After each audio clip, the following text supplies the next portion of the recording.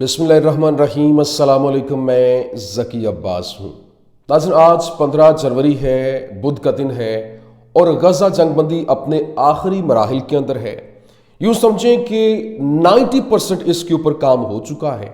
और किसी भी वक्त ये गज़ा जंगबंदी का ऐलान हो जाएगा। यूँ कह लें कि इस तमाम तर सिनेरियो के अंदर जहाँ पर एक तरफ जो जंगबंदी के लिए मुज़ाकरात चल रहे हैं और वो अपने आखिरी फेज़ के अंदर हैं, और यहाँ पर हमास की जानिब से, फ़लस्तीनी मज़ाहमत की जानिब से ज़बरदस्त किस्म की फतह अपने नाम की गई है और इजराइल को यहाँ पर शिकस्त हुई है। क्यों? क्योंकि इजराइल जो ये चाहता था कि हमास को वो मुकम्मल तौर पर ख़त्म करेगा, और जब तक वो ख़त्म नहीं करेगा तब तक वो इस जंग को ख़त्म नहीं करेगा। लेकिन यहाँ पर अब पूरे का पूरा सिनेरियो बदल चुका है और हर तरफ जश्न का समा है। अब जनाब वाला, एक तरफ जहाँ पर मुज़ाकराती दौर चल रहा है, दूसरी तरफ जो फ़लस्तीनी मज़ाहमत है वो ताबड़तोड़ हमले कर रही है और अपनी पार शो कर रही है। शिकस्त तो ये होती है कि अगर आप के ऊपर हमले हो रहे हैं, आप सरेंडर कर देते हैं, आप जो है वो वहाँ से आगे से कोई रेजिस्टेंस नहीं दिखाते, रिटेलिएट नहीं कर पाते। लेकिन यहाँ पर जूं जूं मुज़ाकराती दौर फाइनलाइज होने की तरफ जा रहा है, तू पार शो की जा रही है फ़लस्तीनी मज़ाहमत की जानिब से। अब जनाब वाला, जो एक बारूदी सुरंग उसका धमाका किया गया है, जहां पर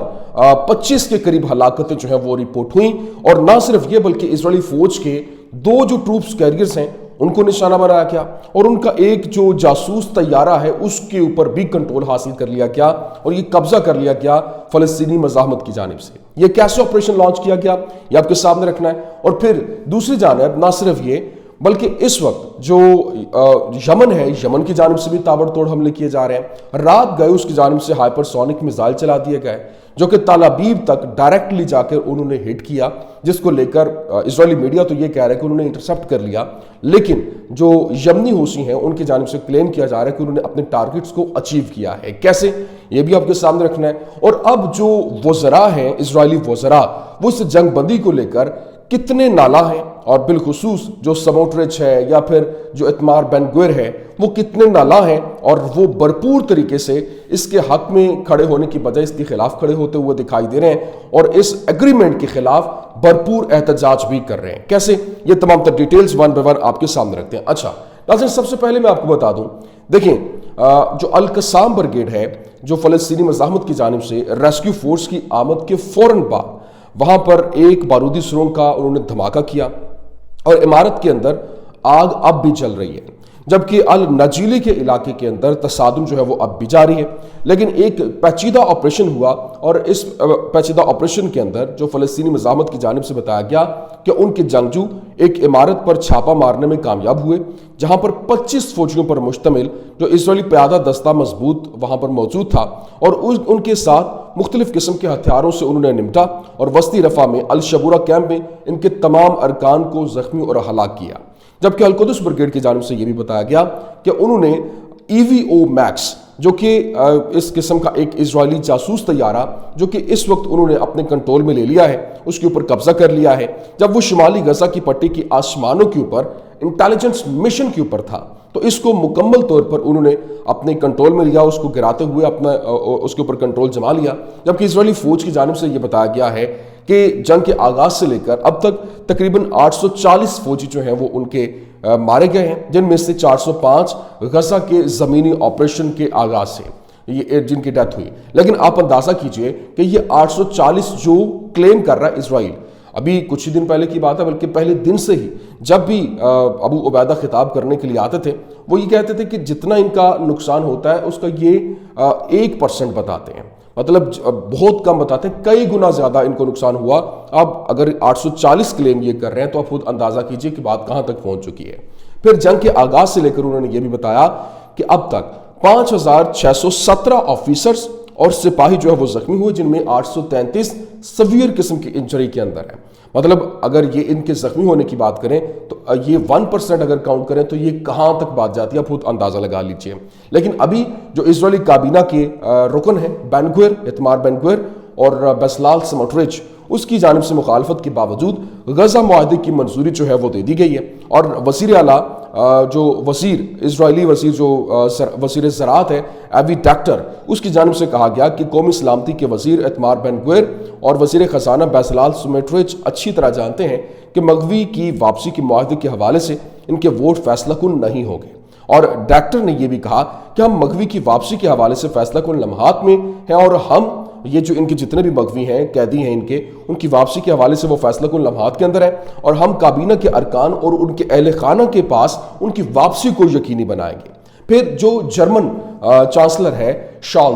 آلف شالز، اس نے کہا کہ لگتا ہے کہ غزہ ڈیل جو ہے وہ اب اپنے آخری مراحل کے اندر ہے، اور جرمنی کے چانسلر آلف شالز نے کہا کہ ایسا لگتا ہے کہ اسرائیل اور حماس کے درمیان جنگ بندی کا معاہدہ بالکل قریب ہے، اور انہوں نے یہ بھی کہا اچھا جس طریقے سے آپ دیکھیں کہ جب سے جنگ چھڑی ہے تب سے لے کر اب تک جرمنی کی جانب سے بھرپور طریقے سے اسرائیل کو سپورٹ کیا گیا، ہر طرح سے ان کو اسلحہ پرووائڈ کیا گیا، ہر طرح سے سپورٹ مہیا کی گئی، اور اب وہ جو بیان ہے یہ شکست خوردہ بیان نہیں تو اور کیا ہے۔ اس نے کہا کہ ہم سمجھتے ہیں کہ دہشت گرد تنظیم حماس کے ساتھ کوئی بھی معاہدہ اسرائیل کے لیے کتنا تکلیف دہ ہے، مطلب وہ تو اس کو ختم کرنا چاہتے تھے لیکن اب اسی کے ساتھ معاہدہ کرنا پڑ رہا ہے، اور وہ کہہ رہے ہیں کہ جی ایسا نہیں ہے کہ ہم جو ہے وہ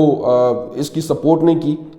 ہاں، اس نے یہ بھی کہا کہ اس کے باوجود یرغمالیوں کی زندگی کو اب اولین ترجیح ہونا چاہیے۔ شالز نے مزید کہا کہ یہ معاہدہ غزہ میں مصائب کو کم کرنے کا موقع فراہم کرتا ہے۔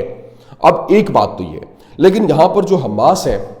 وہ فلسطینی دھڑوں کے ساتھ جنگ بندی معاہدے کی پیش رفت کے بارے میں رابطے میں ہے، اور مقبوضہ جو علاقہ ہے اس وقت ویسٹ بینک کے اندر، جو گروپ کے چیپٹر کے ایک بیان کے مطابق حماس کے رہنماؤں نے فلسطینی دھڑوں کے رہنماؤں کے ساتھ مشاورت کا سلسلہ شروع رکھا ہوا ہے، جس میں انہوں نے دوحہ مذاکرات جو چل رہے ہیں اس کی پیش رفت کے حوالے سے وہ آگاہ بھی کر رہے ہیں، اور اسرائیلی وزیر جو قومی سلامتی کے وزیر ایتمار بن گویر ہے، اس نے یہ کہا کہ میرے پاس اس معاہدے کو روکنے کا اختیار نہیں ہے، لیکن میں اس کو بھرپور طریقے سے اپوز کرتا ہوں۔ لیکن اس کے ساتھ ساتھ جو اس وقت اسرائیلی فوج ہے اس نے ویسٹ بینک کے اندر جنین کے جنوب میں عباتیہ میں ایک گھر کا محاصرہ کیا، اور وہاں پر تشدد جھڑپیں بھی ہوئی ہیں۔ ابھی یہ سلسلہ جاری ہے، جبکہ جو اپنی پار ہے وہ فلسطینی مزاحمت بھی شو کر رہی ہے کہ بھائی نہیں، اتنا کچھ کر لیا، 1.5 لاکھ سے زائد لوگ زخمی ہوئے، لقمہ اچل بنے، گھروں کو مسمار کر دیا گیا، غزہ شہر کو ملیہ میٹ کر دیا گیا، لیکن اس کے باوجود تم ان کی جو ایک عزت نفس ہے اس کو ہٹ نہیں کر سکے۔ وہ ڈٹ کے کھڑے ہیں، اپنے محاذ کے اوپر، وہ وہاں سے ایک قدم پیچھے نہیں ہٹے۔ اب جناب والا، جو آپ کو یاد ہوگا میں نے جو غزہ جنگ بندی کے حوالے سے کچھ اہم ترین پوائنٹس آپ کے سامنے رکھے تھے۔ آج سے 1-1.5 مہینہ پہلے کی بات ہے، جو ہی یہ لبنان کی جنگ بندی ہوئی تھی، اس وقت میں نے آپ کو ایک بات کہی تھی، ہم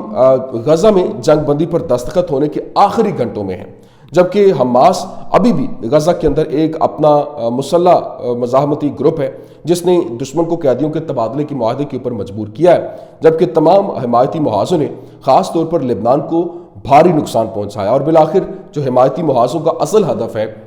وہ اسرائیلی آبادیوں پر، جو آبادکاروں پر دباؤ بڑھا کر غزہ سے دباؤ کو کم کرنا ہے، اور لبنان سے یمن تک ہر حمایتی محاذ نے اسرائیل کی پسپائی میں حصہ ڈالا، جبکہ القسام اور جو اہم مزاحمتی قوت ہے اور قبضے کی ضربوں کا مقابلہ کرنے اور پھر جنگ بندی کے معاہدے کے اوپر مجبور کرنے میں جو کامیابی رہی، جہاں اسرائیل حماس کو جڑ سے اکھاڑ پھینکنے کے اپنے مقصد کو حاصل کرنے میں ناکام رہا، اور القسام اور حزب اللہ کے ابتدائی سادہ مقاصد حاصل ہونے کے راستے پر ہیں۔ یہ اسرائیل عرب تنازع جو کہ سب سے بڑی جنگ ہے، اور جہاں اسرائیل ان دشمنوں کو ختم کرنے میں ناکام رہا جس سے وہ لڑ رہا ہے، اور اپنے دشمنوں کو دوبارہ پروگرام کرنے کے اندر بھی ناکام رہا، جیسے کہ نازی جرمنی کو غیر نازی کیا گیا تھا، اور کس طرح مصر، اردن اور عربوں کو اکثریت ثقافتی طور پر ختم ہوئی تھی، لیکن اسرائیل کی جارحیت کے خلاف جو یہاں پر مزاحمت کرنے کے بارے میں کبھی بھی نہیں سوچنے کے لیے پرعزم ہے، اور پھر غزہ اور لبنان میں بے پناہ اور بہت بڑے مادی اور انسانی نقصانات کے باوجود اسٹریٹجک اور خطے کے مستقبل کے لیے ہمیں یقین ہے کہ اسرائیلی تسلط پہلے سے کم طاقتور ہوگا، اور جنگ کے خاتمے سے اسرائیل کے اندرونی کشمکش کا ایک باب شروع ہوگا، اور یہ مغربی کنارے کی حقیقت کو فلسطینیوں کے حق میں بدلنے کی صلاحیت رکھتا ہے۔ اور ایک بار پھر جو علاقائی جغرافیائی سیاسی میدان میں اس جنگ کے بعد کے نتائج دیکھنے میں کئی مہینے اور شاید برس لگیں گے۔ ابھی جناب والا جو یہ سینیریو بہت تیزی کے ساتھ بدل رہا ہے اور یہاں پہ جس طرح سے حملے کیے جا رہے ہیں، ایک طرف تو یہ آپ دیکھیں گے کہ ابھی آج کل ایک دو دن کے اندر یہ اناؤنسمنٹ ہو جائے گی، اور یہ بالخصوص یہاں پر جو امپورٹنٹ چیز ہے وہ ڈونلڈ ٹرمپ کی آمد سے پہلے یہ جنگ بندی اناؤنس ہونا ہے۔ میں نے آپ کو یہ پہلے بھی کہا تھا کہ یہ جو جنگ بندی ہوگی یہ بیسیکلی ٹرمپ مارکیٹ کرے گا خود کو کہ یس دیکھیے میں نے یہ جنگ بندی کروا دی ہے، اور یہ انٹری وہ دنیا کے سامنے اپنے آپ کو پورٹری اس طرح سے کرے گا۔ لیکن یہاں پر ابھی ایک اور امپورٹنٹ چیز ہے، جس طرح سے میں نے کہا کہ یمن، حزب اللہ اور یہ جو مزاحمتی دھڑے ہیں بھرپور طریقے سے انہوں نے جس طرح سے فلسطین کا ساتھ دیا، ابھی لبنان نے اس کی بڑی قیمت ادا کی ہے۔ دوسری جانب یمن کی جانب سے جو حملے کیے جا رہے ہیں، ابھی رپورٹ کیا گیا اور بتایا گیا کہ کس طریقے سے انہوں نے حملہ کیا پیلسٹائن 2 جو ان کا میزائل ہے اس کو لے کر۔ ابھی آپ اندازہ کیجئے کہ یہاں پر جو فلسطینی مزاحمت کی حمایت کے اندر یہاں جو حملے جاری ہیں، اور انہی حملوں کے دوران جو یمنی جنگجوؤں کی جانب سے بتایا گیا کہ انہوں نے رات گئے جو حملہ کیا، اس حملے کو لے کر بہت امپورٹنٹ چیز جو سامنے آئی، انہوں نے کہا کہ وہاں سے انہوں نے جافا یعنی